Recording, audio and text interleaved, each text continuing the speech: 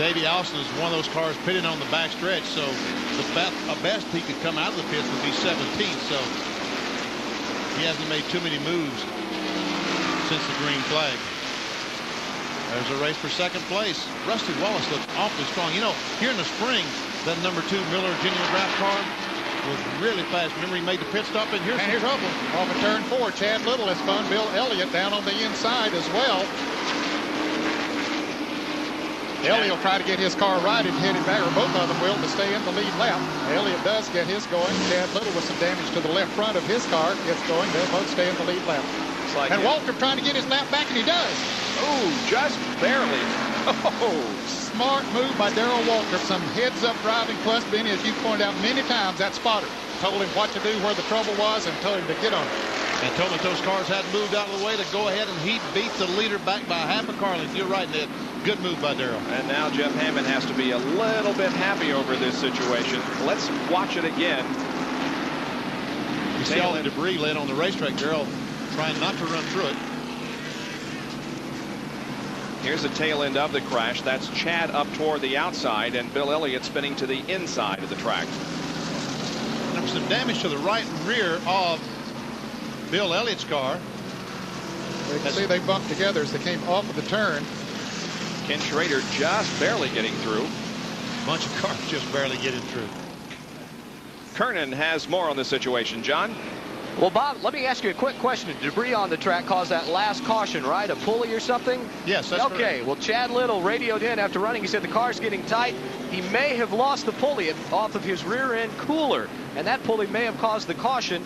And Chad is getting ready to come in and pit right now. They will check this out to see if that indeed was the pulley that was came from Chad's car. And now we'll watch Darrell Waltrip get his lap back. Watch him stand on the gas coming out of 4. Boy, he was standing there. Look at him on the outside of Kawicki, on the inside of Brett Bodine, and just barely gets him across the start-finish line. But that makes up a half mile around this racetrack. That few feet, he now can make up 1/2 mile. How many feet is that, Bob? I'll tell you later. John Kernan is there as Chad Little comes in. Well, as you see with the contact on the front end, they had to pull the front nose off. They've jacked up the car, not changed the tire. Now they can get out to beat the pace car out. They were looking underneath to see if the rear end, if that pulley off the rear end cooler had indeed come off. Let's go to Jerry Punch.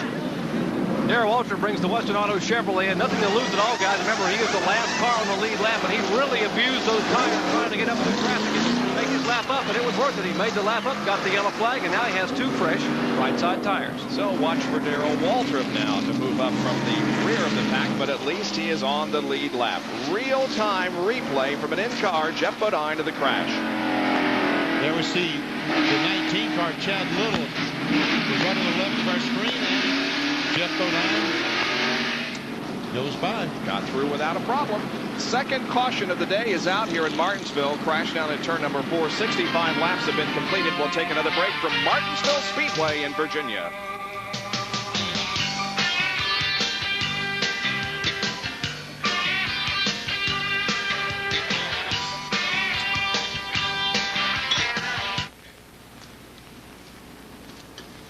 By the way, the answer to your question is 2,640, and I will tell you that later. Thank you.